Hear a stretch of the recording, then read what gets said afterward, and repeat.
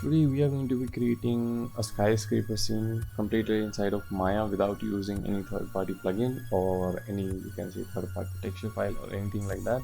We are going to be completely creating this with using mesh and lighting over it with Arnold's physical sun and sky. So let's see. So first thing we are going to be doing is creating a dummy scene kind of overall look for the skyscraper, and I'm going to make the divisions 2 to 2. So we have a simple box with two divisions on each axis. Now this is completely a creative process, so you can pretty much take any kind of design you want for your skyscraper to start with. I'm just going to create a simple scene for my skyscraper scene, and this is going to be fairly simple, but this will just give you the overall idea how you can create your own custom skyscraper, or you can say any abstract art. So let's select this edge, this one and this one, and double this. Okay,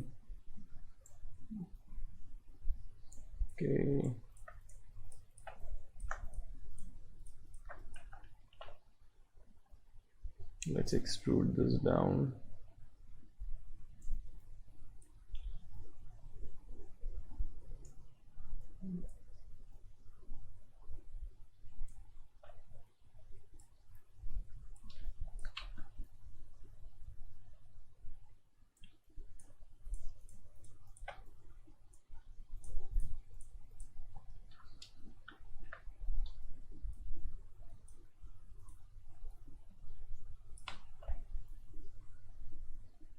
Okay, so as you can see, we have a kind of simple boxing where we have created fairly simple design, which will be kind of our overall skyscraper scene. So let's call this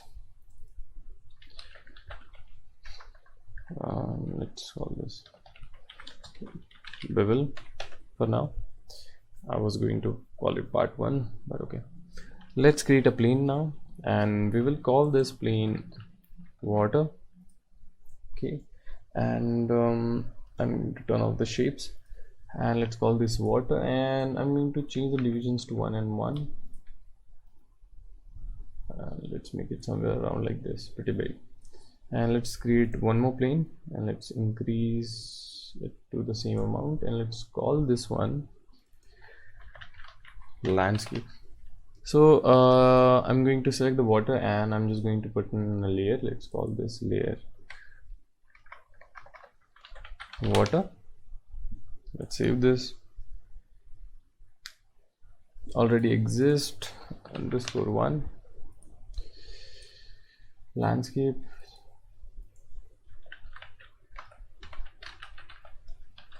Okay, so we have two things added in this. I'm going to just hide my water, and let's concentrate on the landscape. So I'm going to go into my poly and just change this to 50 and 50. We need higher subdivision. Let's turn off the grid because we are going to be sculpting on this now.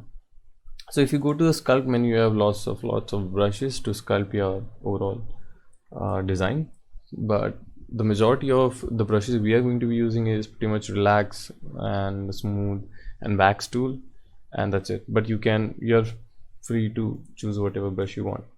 So let's select this, and let's start sculpting.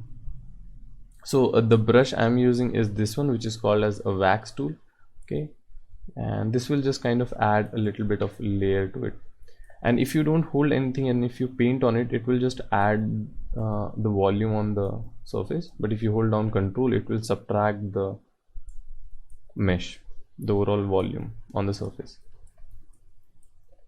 And one more thing, if you hold B and left click and drag down, you can pretty much change the overall size of your brush, which is kind of interesting.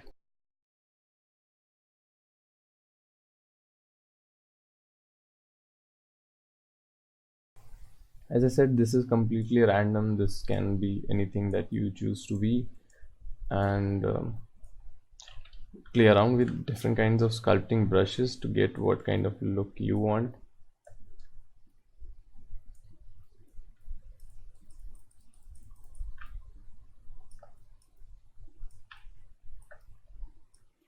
Okay, so once this is done, our water is also here. We can pretty much change the elevation. We are going to fake this water thing, so let's turn this off for now, and let's go to our Arnold and let's turn this on. And we don't see anything since we don't have any lights. Let's take a physical sun in the sky.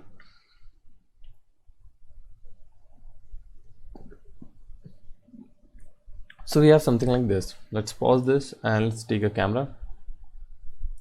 Okay, let's select our camera, and here we will change the look to something like this. Okay, I think this look will be pretty good and interesting. So I'm going to lock my camera for now, and we can also switch our camera over here. Yes, so let's pause this, let's close our Arnold Render view, and we will go to the perspective view and start the overall texturing for this. So I'm going to create a new material for this. Let's call this mud, maybe, I don't know, and we can use somewhat like this color and make the specular to 1, and so this will be kind of rough material, and we will select our plane for the water, and sorry,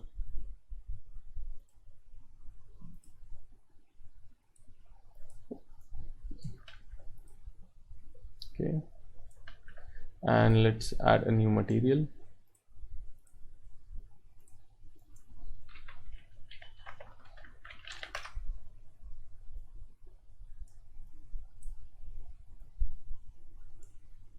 Something like this. Now we can see something. Let's going to close my outliner. Let's bring it over here. Let's see now. Okay, so as you can see, we have a pretty dull scene, and don't worry about it, it will kind of get brighter once we are overall done with this. So the main thing now is creating a material for this. Let's bring this up, and I'm just going to add a new material and create a pretty much chrome material.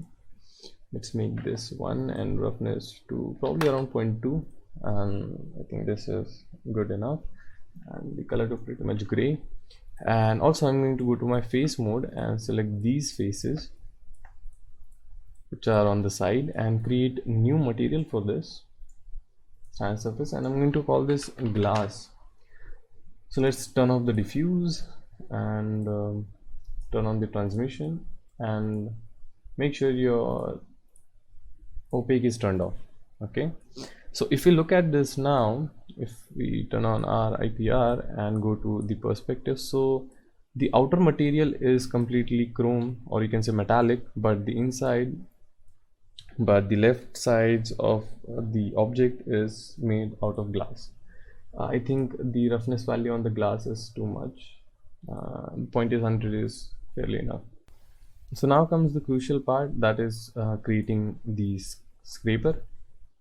So let's see how we can do this. So let's select your mesh and go to mesh network, and we are going to create a mesh network now. If you don't have a mesh network, all you have to do is go to Windows, Setting Preferences, Plugin Manager, and if you scroll down, you should see mesh.mll, and just load it and set it to auto load, and you'll be good to go. So let's close this now. Okay, so let's create a mesh network. Click on this, and as you can see, we have an array of objects. So I'm just going to turn this off and turn this on. Yeah, so as you can see, it has created an array of objects. By default, mesh gives you something called as mesh distribution, which creates a kind of clones of your object, and this is your mesh network. This is all the nodes you are going to be using to create different kinds of motion graphics, but we are not going to be using any of these today.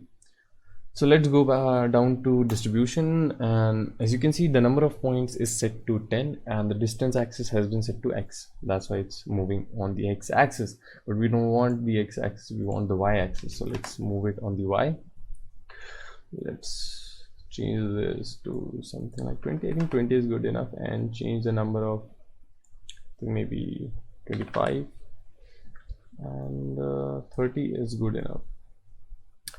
Now the interesting part here is we are going to be creating a kind of tapered skyscraper. So the bottom part is pretty large, and as it goes higher and higher, it will get smaller and smaller. So for that you have to change the scale value to -0.1, and we don't have to actually change the value on y-axis, just X and Z. So maybe 0.5, yeah, 0.5. So I think this is looking good enough. Okay, and the interesting part now is if you change the rotation, you'll get something like this. Okay, and which is pretty interesting. So let's turn this on and this one on, and I think we have to do some kind of variation on our terrain for the sculpting purpose. And let's go back to our camera now and unlock this camera, because we have to change the overall view of this. So let's make it something like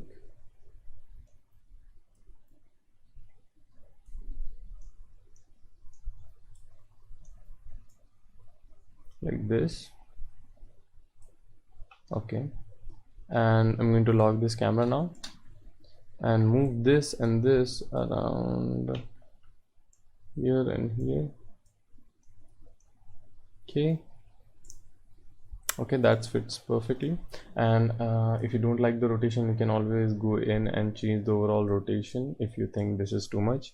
Also, you can go to your outliner and you can select your poly bevel and change the overall rotation of the main origin of the overall mesh. So let's keep it somewhere around here. Okay, perfect. Close this. Let's turn on our Arnold render view, and we have something like this.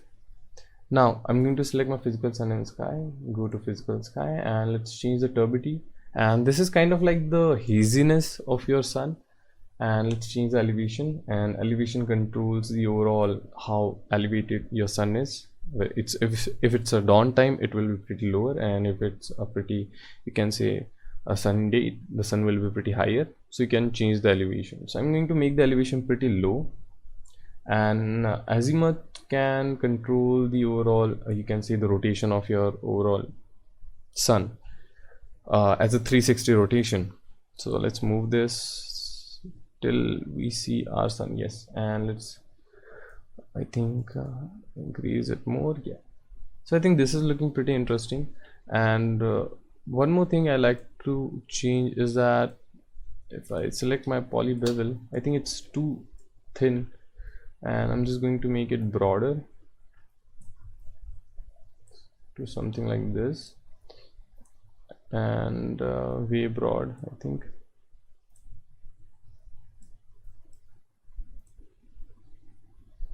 Okay, so I think now it looks kind of better. And let's turn this off now, bring it around here, and I'm going to go back to my camera, and I think I'm just going to zoom out a bit. Okay, we can't zoom out. It's something like this.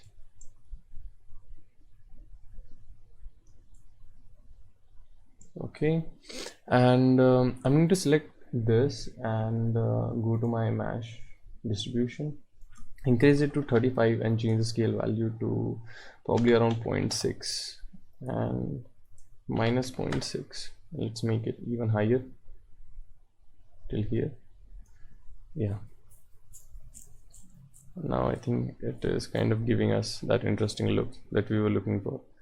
Now if you don't get this interesting look, what you can do is go to sculpt menu and pretty much start sculpting on the select your plane and try sculpting on your terrain again to get the result what you are looking for. I'm just going to create something variations to create those puddles.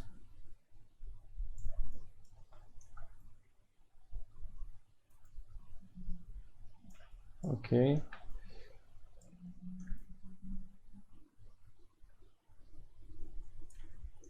all right. If I go back to my camera, I think I need some more in front of the camera.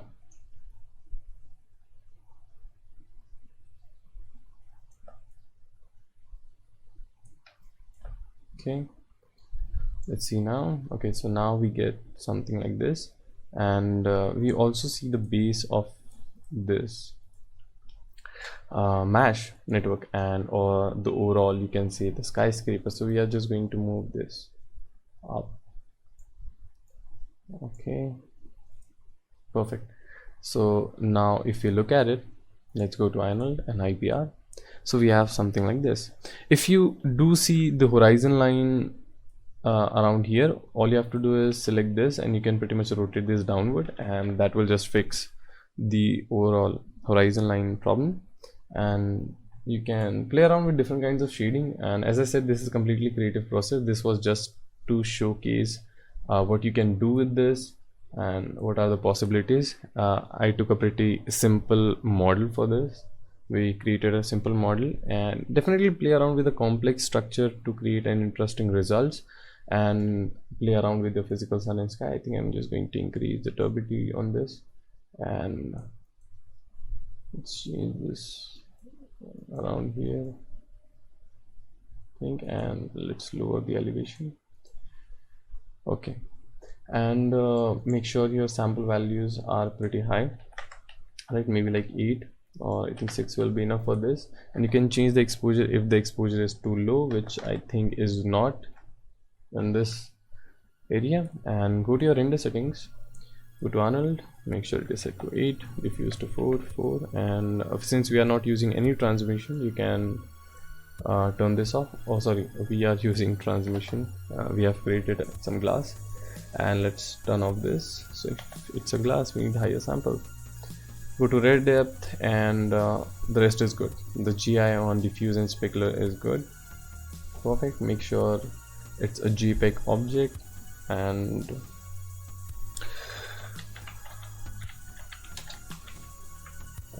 you can rename anything you want. Make sure it's a renderable camera, and let's switch it to HD 1080, so you'll have a good resolution at the end to work with. And that's it. Now you can hit render and you're good to go. So I hope you like the video. Definitely come up with your own techniques, and if you do create something out of this, or if you do create something interesting, definitely send me on Instagram. I love to see your work, and if it's pretty interesting, I'll definitely share it on my wall as well. So thank you for watching. Have a good day.